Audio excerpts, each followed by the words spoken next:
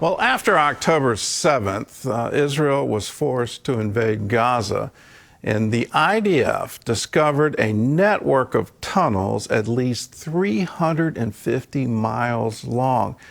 Try to wrap your head around that one. That is absolutely incredible. Well, combat engineer Levi Davis has spent a lot of time in those tunnels, and this Israeli Christian recently shared his experiences helping to destroy the deadly labyrinth below Gaza. Chris Mitchell reports on how the Lord equipped and protected him throughout his mission. We were called down to Gaza to specifically deal with tunnels and enemy infrastructure, just to blow them up. With all of the tunnels of Hamas, those tunnels have been such a point of so much death and so much destruction and trauma and taking the hostages in, but as our forces being inside, they've used it to come out and hurt our forces. So for 3 months, we were in and out of Gaza every day, and we would have 1 or 2 missions, sometimes 3 or 4 every single day, and we would have to go in, do our work, come out, reload our explosives, go in again, and it was very, very physically intense, not much sleep, many early mornings, many late nights, but there was so much work. How did you know where the tunnels were? There's many units inside all the time, moving forward, clearing out streets. And as they were moving forward, they would identify these tunnels or these different places that would need to be dealt with. And they would call us and they would send us the location, and they would be there waiting for us. The work required swift coordination between the tunnel units.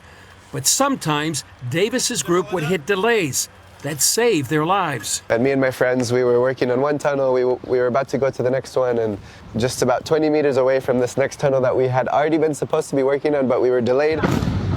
It literally blew up right in front of us. Thankfully, the Lord really protected us, and He delayed us from even getting there. One day in Gaza, Davis and his team experience a soldier's nightmare, caught by surprise with tunnels and buildings exploding within seconds of each other. But miraculously, he survived. It was in the center of Gaza, El Bourej. There was a missile factory that was discovered. There was lots of very important equipment that had been smuggled from outside of the country into Gaza. There was about 8 tunnels that were connected. We had many tanks guarding us. We had a lot of people on the ground that were guarding. There was a lot of commotion around this mission. Suddenly, my machine that I use every day to pump in these explosives suddenly stopped working.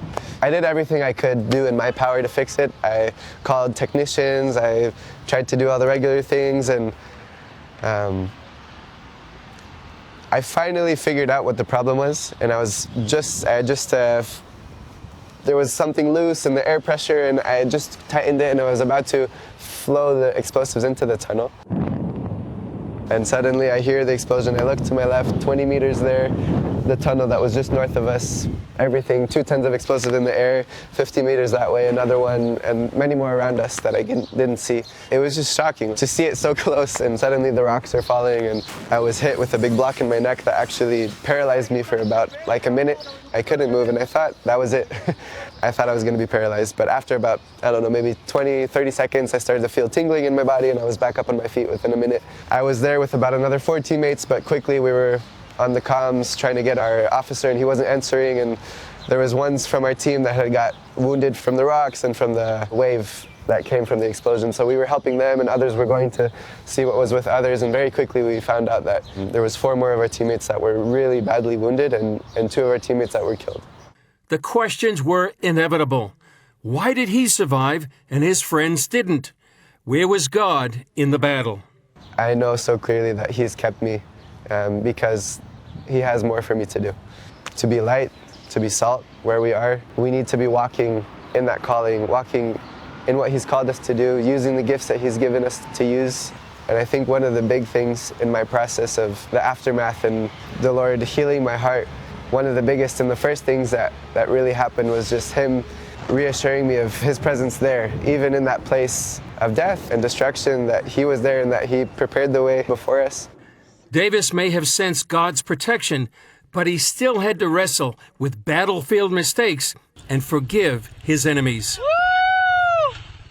There was so many mistakes that happened that day, and I had to forgive a lot.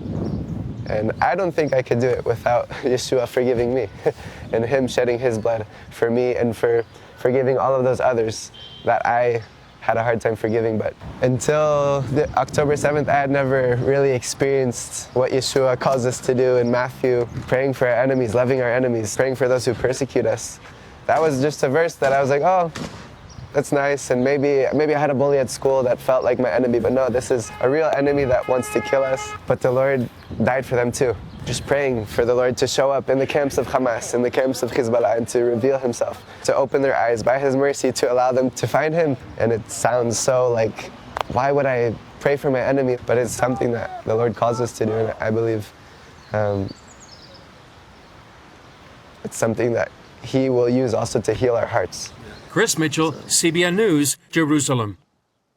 These are very wise words from a very young man, and you looked at just how this war has been devastating, not just to the people of Gaza, not just to the people who suffered so horrifically on October 7th, but to those who it's fallen to them. You have to go into these tunnels. You have to root out these terrorists.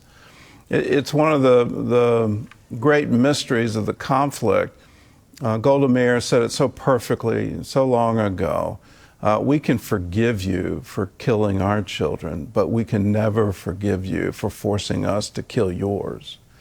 And that's what's going on now. Israel doesn't want to be in this war. They didn't start this war, but they absolutely have to finish it. They can't have a terror group in charge of their southern border. That doesn't work as a nation state.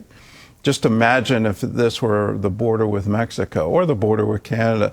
Pick any one of them, and if there were rockets being fired and fire kites and tunnels where, armed militias would come in and raid cities and towns and neighborhoods, we wouldn't tolerate that for a moment.